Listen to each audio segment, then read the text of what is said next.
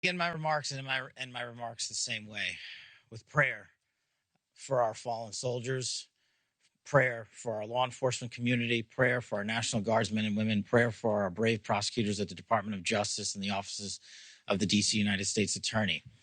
We must come together as a nation, especially on this Thanksgiving Day, and remember the sacrifices that so many are making around the world and around this country to secure our freedoms under President Trump's brilliant leadership and administration.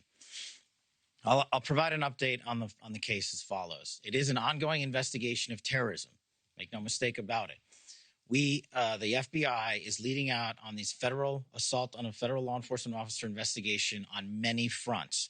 We immediately, with our law enforcement partners in the Metropolitan Police Department and the interagency, secured the scene, seized the weapon, sent in our evidence response team immediately to collect evidence, and started doing block by block canvasses. We are looking for and interviewing witnesses.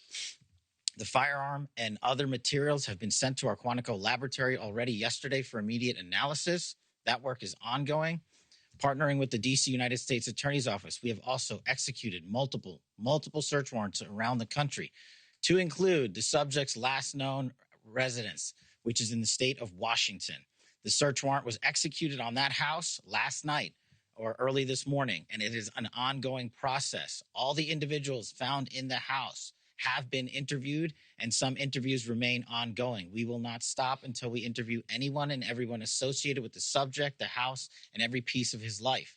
There's also subject interviews relations conducted in San Diego pursuant to our ongoing investigation.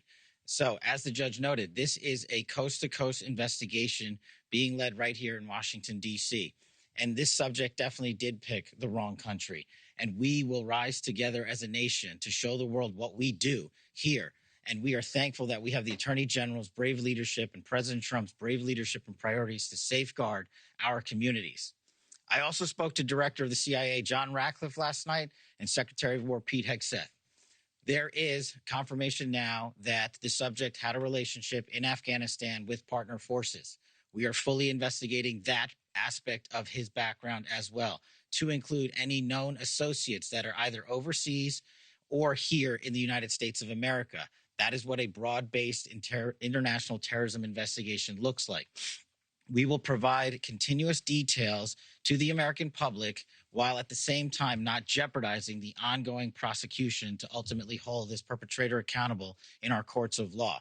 We will provide as much transparency as possible, but as you can see, the breadth and scope of this investigation will continue. We will continue to hit the streets and hit every town and every house and talk to every witness. The men and women of the FBI and the Metropolitan Police Department and the interagency, to include the Department of Homeland Security, DEA, and ATF, are working tirelessly on this Thanksgiving Day.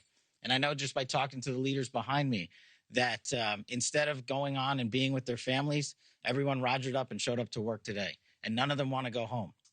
That's the resolve that we have together as a team to bring to you justice for this heinous act of terrorism here in our nation's capital.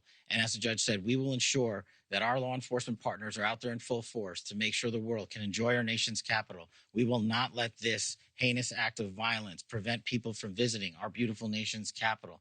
And we will also continue to highlight any evidence that we can publicly.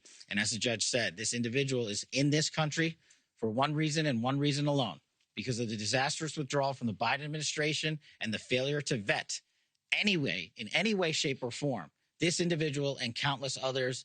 And this administration has taken the rightful step to stop any further allowance of people with this similar background into the country. And we're thankful for that.